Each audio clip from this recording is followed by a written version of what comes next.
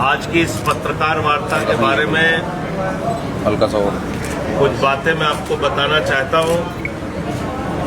हमारे बीच में मेरठ के जिलाध्यक्ष अंकुश चौधरी जी हैं, सुप्रीम कोर्ट के अधिवक्ता रमेश मोहन श्रीवास्तव जी हैं, अवध ओझा जी किसी परिचय के मोहताज नहीं हैं, आईएएस की कोचिंग चलाते हैं और साथ ही साथ पटपड़गंज से आम आदमी पार्टी के प्रत्याशी थे। और पूरे उत्तर प्रदेश में जहां जहां भी हमारा ये संकल्प शिविर आयोजित हो रहा है उसमें अवध ओझा जी लोगों के बीच में जाके कार्यकर्ताओं को ऊर्जा देने का, प्रेरणा देने का काम कर रहे हैं। हमारे बीच में पश्चिमी उत्तर प्रदेश के प्रांत के अध्यक्ष सोमेन ढाका जी हैं, जो बार एसोसिएशन बागपत के पूर्व अध्यक्ष भी हैं।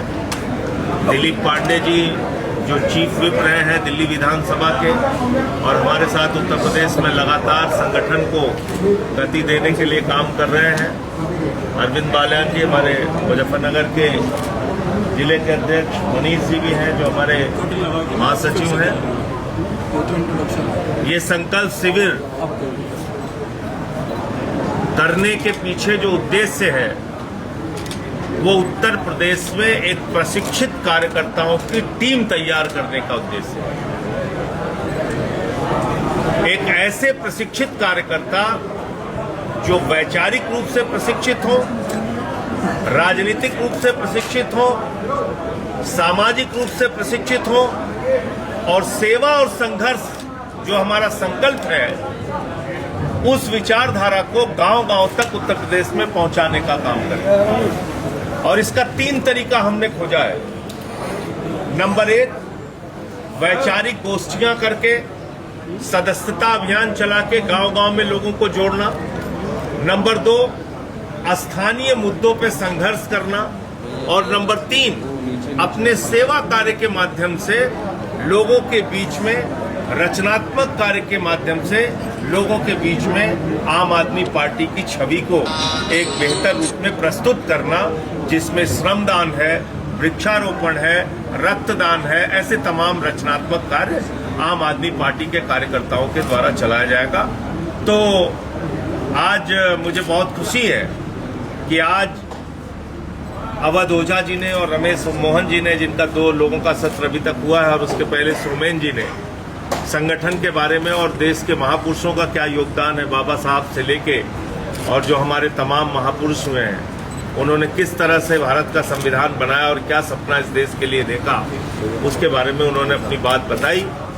शिक्षा के महत्व को आम आदमी पार्टी बखूबी समझती है और हमारे लिए प्रमुख एजेंडे के रूप में शिक्षा हमेशा से रहा है। तो अब इस शिक्षा के अभियान को हमें उत्तर प्रदेश में भी गांव-गांव में पहुंचाना है। क्यों पहुंचाना है? क्योंकि अभी 8वीं तक जो आंकड़ा आया है वो बहुत चौंकाने वाला है। उत्तर प्रदेश में सरकारी स्कूलों की शिक्षा से 13 लाख बच्चे वंचित हो गए। 13 लाख बच्चे सरकारी स्कूलों की शिक्षा से। ये कोई सामान्य बात नहीं है। ये हम सब के लिए बहुत चिंता का विषय है कि सरकारी स्कूलों में हमारे बच्चों को पढ़ने के लिए शिक्षा नहीं मिल रही है। उत्तर प्रदेश में 30% बिजली के दाम बढ़ गए।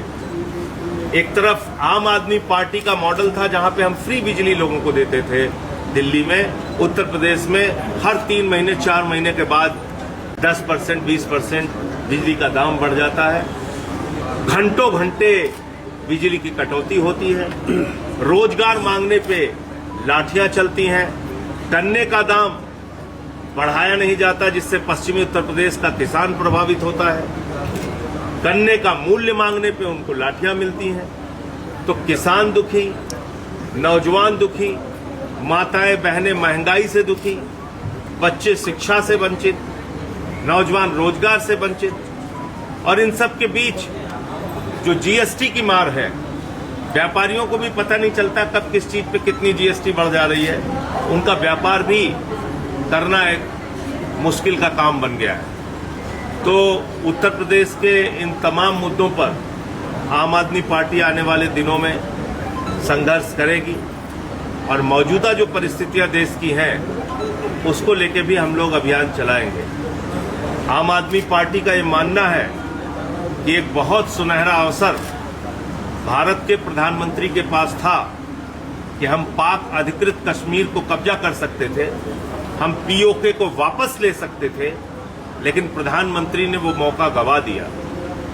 एक बहुत अच्छा मौका था कि हम पाकिस्तान के नक्शे को बदल सकते थे, बलूचिस्तान को बांग्लादेश की तरह पाकिस्तान से अलग कर सकते थे, लेकिन बहुत ही अच्छा मौका भारत के प्रधानमंत्री ने गंवा दिया। और इसके पीछे कोई और कारण नहीं। जो बात ट्रंप कह रहा है और मोदी जी चुप है, वो बहुत गंभीर है कि ट्रंप ने कहा हमने दोनों देशों को व्यापार बंद करने की धमकी दी और आपस की लड़ाई रुकवा दी, सीज फायर करा दिया। प्रधानमंत्री जी, ट्रंप का कोई व्यापार पाकिस्तान से तो है नहीं, वो तो खुद खाने के लिए तरस रहा है। उसका जो व्यापार है हिंदुस्तान के साथ है, और हिंदुस्तान के साथ व्यापार है का मतलब है आपके दोस्त अडानी के साथ व्यापार। तो क्या आपने अडानी के व्यापार को सुरक्षा देने के लिए क्या आपने इस देश के ऊपर सीज फायर थोपा? क्योंकि सीज फायर, याद रखिएगा, भारत ने घोषित नहीं किया, पहले अमेरिका ने घोषित किया, ट्रंप ने घोषित किया सीज फायर। उसके बाद भारत की सरकार ने, मोदी जी ने उनके सीज फायर को मान लिया। क्यों मान लिया आपने? प्रधानमंत्री ने राष्ट्र के संबोधन में कहा, पाकिस्तान के लोगों ने कहा आगे आतंकी दुस्साहस नहीं दिखाएंगे, सैन्य दुस्साहस नहीं दिखाएंगे, और हम मान गए। हमारे प्रधानमंत्री जी जब हमारी बहनों के सिंदूर उजाड़े जा रहे थे, वो भी तो आतंकवादियों से हाथ जोड़ रही थी। उनकी बात तो पाकिस्तान के आतंकवादियों ने नहीं मानी, और आप पाकिस्तान की बात मान गए।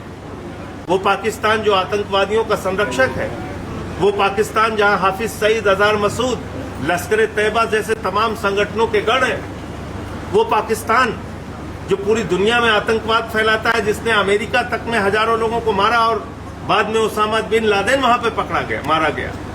तो आप उस पाकिस्तान के ऊपर भरोसा कर रहे हैं। और कहां हैं वो 4 आतंकवादी जिन्होंने हमारे बहनों के सिंदूर उजाड़े और जिनके लिए ये ऑपरेशन सिंदूर आपने चलाया? तो ये सीज फायर की घोषणा भारत के स्वाभिमान, भारत के सम्मान के साथ नरेंद्र मोदी का एक धोखा है। और इसलिए पीओके वापस लो का जो नारा हमारा रहा है इस देश के एक एक हिंदुस्तानी का, उस नारे के साथ आम आदमी पार्टी मजबूती के साथ खड़ी है। हम उत्तर प्रदेश में भी इसको लेके अभियान चलाएंगे।